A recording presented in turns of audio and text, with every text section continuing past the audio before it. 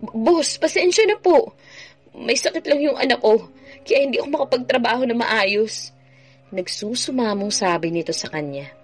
Para namang nawala ang galit niya rito nang malaman ang rason nito kung bakit hindi ito makapagtrabaho ng maayos.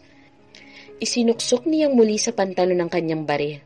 Next time, kung may sakit o problema ka sa pamilya, huwag ka munang pumasok para hindi naaapektuhan ang trabaho mo.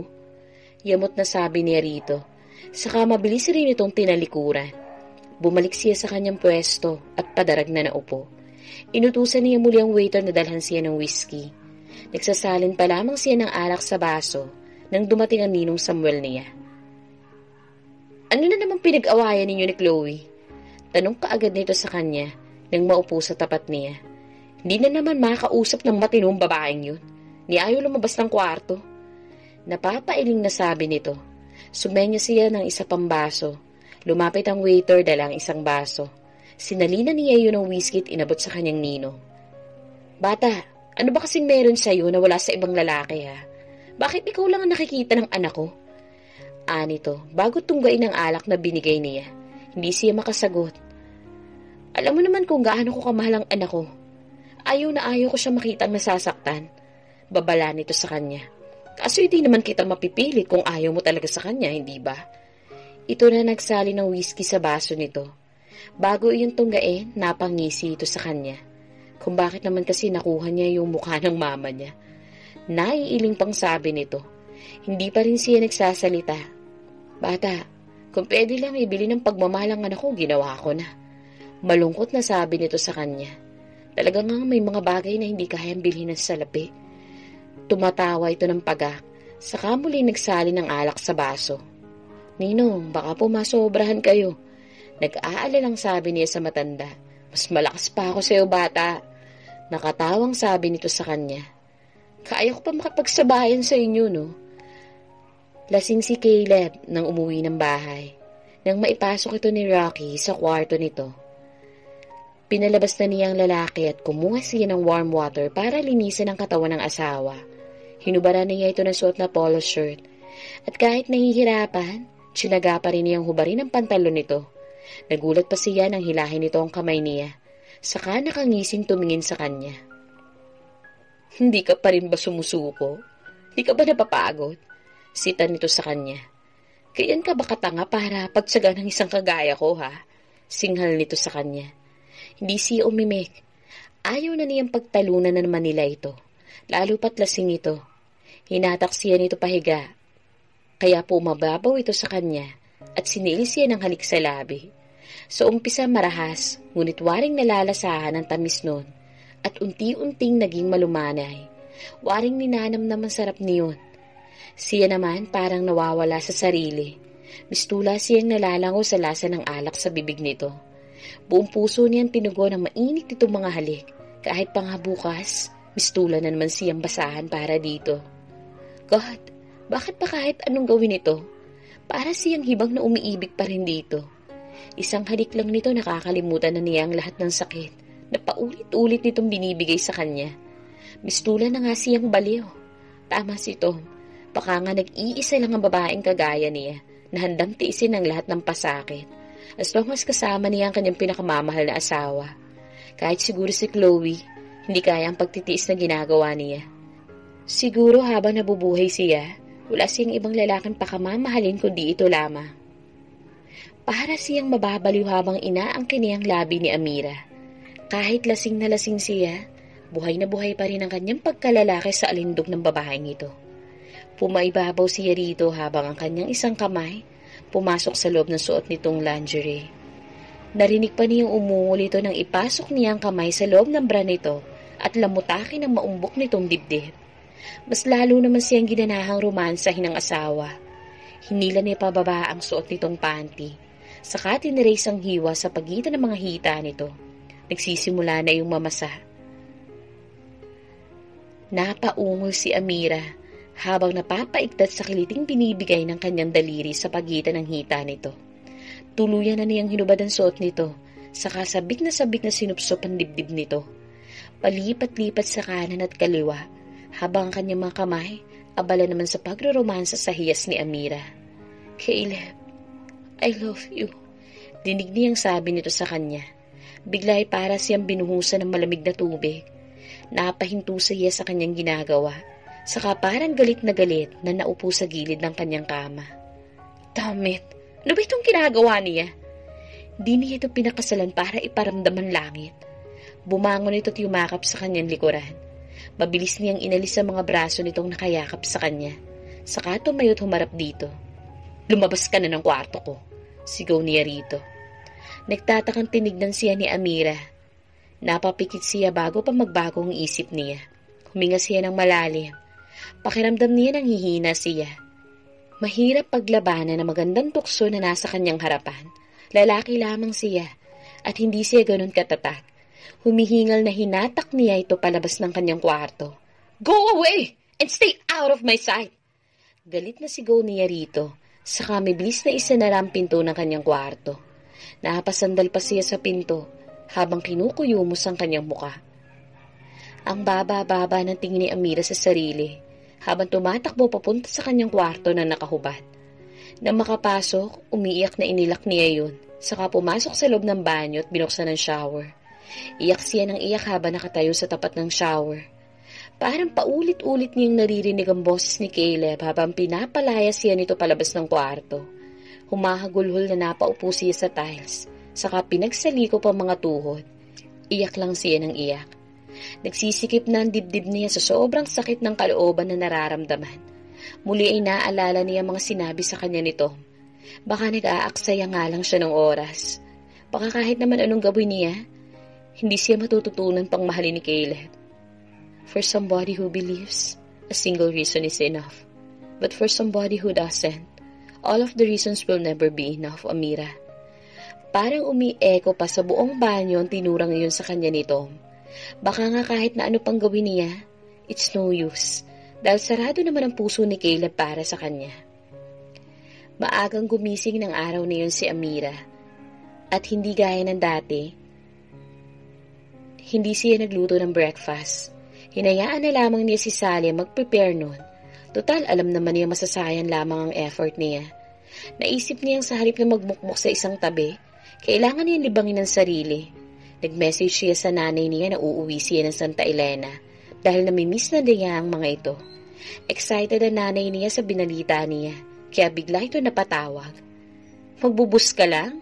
Hindi ka ba sasamahan ng asawa mo? Simula nang ikasal kayo, never pa siyang pumasyal ulit dito. Alam niyo naman po masyadong busy si Caleb ngayon, Nay. Saka, hindi pa ba ako sapat? Pabiru pa niyang sabi dito. Naku, alam mo namang miss na miss ka na namin. Pero iba pa rin syempre kung kasama mo ang asawa mo. Hayaan niyo po next time isasama ko po siya. Sabi na lamang niya sa ina para hindi ito mag-usisa pa. Pagbaba niya ng telepono, iginayak kaagad niya ang kanyang mga gamit. Isang linggo niya balak tumagal sa Santa Elena. Sinadya niyang hindi magpaalam kay Caleb. Bahala na kung magalit ito sa kanya. Total kahit naman anong gawin niya, may masasabi at masasabi ito para masaktan siya. Masamang masama talaga ang loob niya. At pakiramdam niya, tuluyan na siyang bibigay kung hindi niya lilibangin ang kanyang sarili. Hinintay lang niya makaalis si Caleb ng bahay saka siya tumawag ng taxi para magpatid sa bus terminal.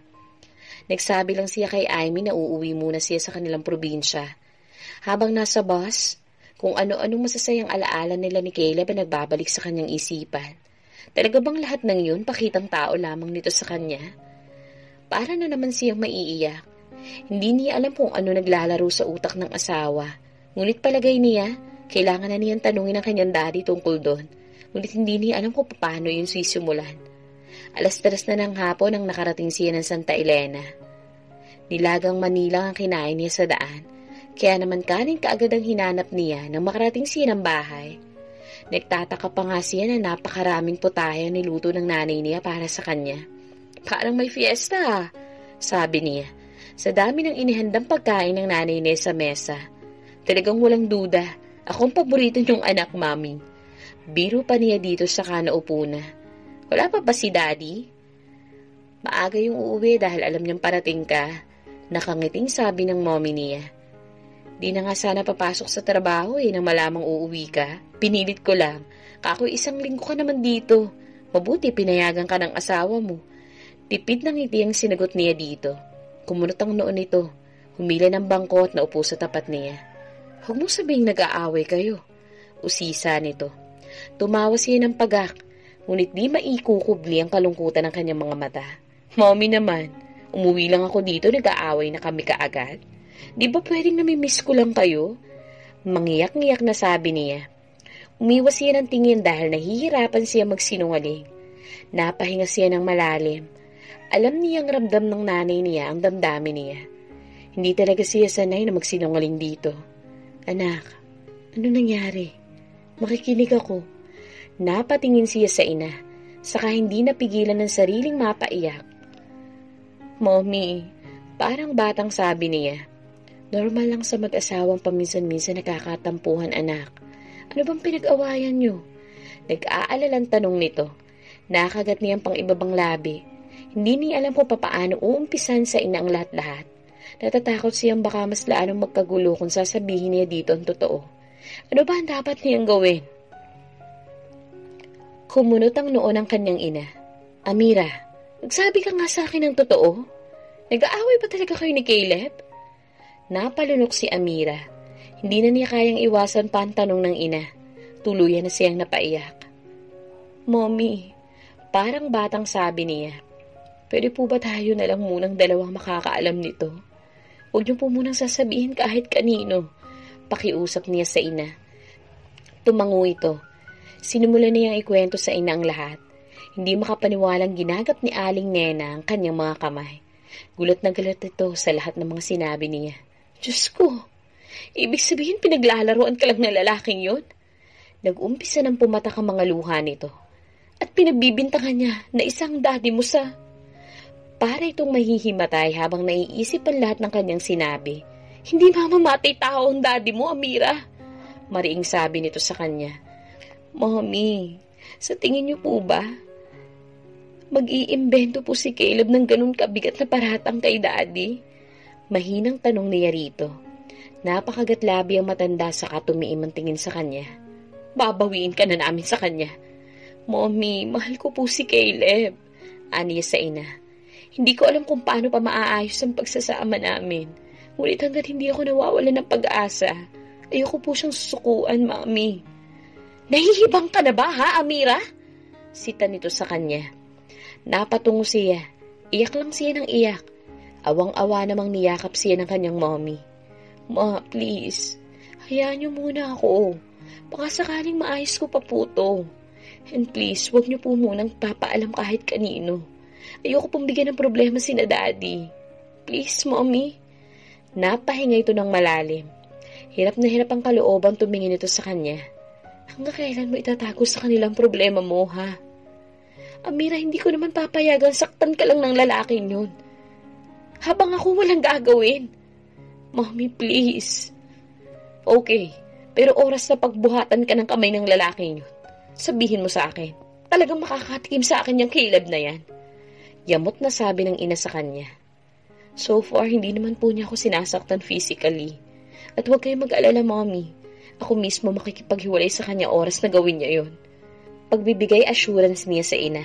Diyos ko, hindi kita pinalakit ilalagaan para lang saktan lang ng kung sino. Muli na naman itong napahagulhol. Ma, please stop crying. Mumumugto na mga mata niyo. Malalagot tayo kay Daddy. Sabi niya. Pinigilan na muling mapaiyak. Saluhan niyo na lang po ako sa mga niluto niyo. Kalimutan na lang po natin yung tungkol sa problema ko. Please, Mommy. Pilit niyang pinasiglan tinig at pinahid ang mga luha. Bukas punta tayo sa parlor. Magpapaganda tayong dalawa, okay? Awang-awang tumango ang ina. May pait sa mga labing napatawa siya. Mommy naman ni. Huwag niyo naman akong tignan na para akong pinakamaalis na babae sa mundo. Marami pang ibang babae dyan na mas masahol pang problema kaysa sa akin. Sabi niyang nilakihan ng mga ngiti. At least tayo maganda. Yung iba, sinasaktan na nga. Ang papangit pa. Pilit na napatawang sabi niya. Pero hindi natawa ang ina sa joke niya. Muli siyang napaiyak saka yumakap sa kanyang ina. Kahit papaano, naibsan ang bigat ng problema ang dinadala niya. Dahil naibulalas na niya sa ina ang lahat. Pinagdadasal na lamang niya na mapangatawan ng kanyang ina na itikom ang bibig at huwag magkwento sa mga kapatid niya at sa kanyang ama. Nang makauwi ang daddy niya, excited ito nag-usisa sa kanya. Panay ang tingin na nilang mag-mommy. Panay rin ang dasal niya na sana hindi madulas ang mommy niya sa kanyang ama. So far, natiis naman ng mommy niya na sarili niya ng nararamdaman. Alam niya kung gaano ito nahihirapan at somehow nagigilty siya. Para tuloy gusto na niya yung pagsisihan na naikwento pa niya dito ang pinagdaraan ng problema. Sana pala sinarili na lang niya ang lahat nang hindi na nahirapan ang kanyang ina. Kung bakit naman kasi hirap na hirap siyang magsinungaling sa mga magulang at sa kanyang mga kapatid. Ang gulat pa niya nang maghahating gabi na, dumating si Caleb, sinusundo na siya. Bakit naman hindi ka man lang nagpaalam sa asawa mong pupunta ka rito? Sita ni Mang Rafi kay Amira. Hindi maganda ang ganyan, iha ha. Ako napapahiya sa inaasal mo. Ani itong tumingin sa kanya. Pagpasensyahan mo na si Amira, iho. Alam mo namang bago pa lang kayong kinasal kaya nawala siguro sa isip niyang may asawa na siya. At hindi niya sarili ang mga desisyon niya. Naiintindihan ko ho yun. Sabi niyang tinignan si Amira. Kunin mo na mga gamit mo at nang makabalik na tayo ng Maynila.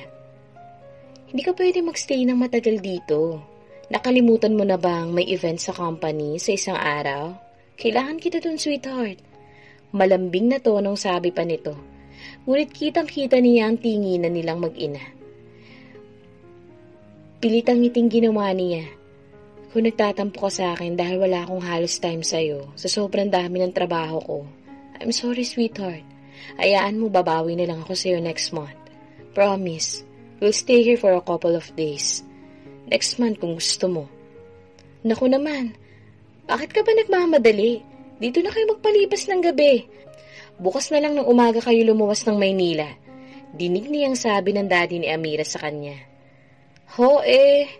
Nauubusan na siya ng idadahilan. Kaya napapayag na lamang siya nito na sa bahay ng mga ito magpalipas ng gabi. Napilitan tuloy silang dalawa ni Amira na magsama sa isang kwarto. Habang si Mang Roy, sa isang bakanting kwarto naman pinatulog ng mga ito. Wala silang imika ni Amira nang nasa kwarto na siya. Hindi niya ito pwedeng kumprontahin sa ngayon. Hindi pa siya handang isang bulat sa mga magulang nito ang totoong dahilan kung bakit niya ito pinakasalan. Patalikod siyang nahiga dito, ngunit ewan ba niya kung bakit di niya mapigilan ang pag-iinit ng buong katawan. Muli ay nabalik sa kanyang isipan ang imahe ni Amira habang lasing na lasing ito na nagsasayaw sa harapan niya. He wanted to touch her, kiss her, at muli itong angkinin na para bang wala ng bukas. Ngunit tumututol ang utak niya. Ayaw na niyang masyadong masanay sa presensyang dinudulot ng babaeng ito sa kanya. At ang sensasyon, dahil sa totoo lang, ilang gabi na siyang hindi pinapatulog ng mga isiping yun. Ngunit ang hirap pigilin ang pag-iinit ng kanyang katawan. Pakiramdam niya sinisindahan siya sa sobrang pagnanasang nararamdaman para kay Amira. Kahit paulit-ulit niyang murahin ang kanyang sarili, parang mas malakas ang tawag ng kanyang pangangailangan. Saktong pagpihit niya paharap dito, pumihit rin itong paharap sa kanya, at nagsalubong tuloy ang kanilang mga mata.